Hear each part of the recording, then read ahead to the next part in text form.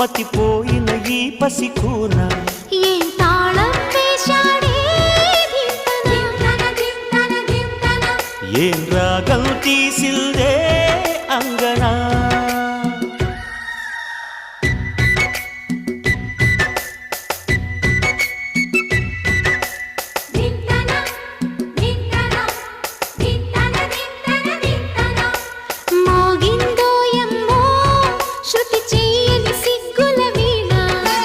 రేగిందో యమ్మో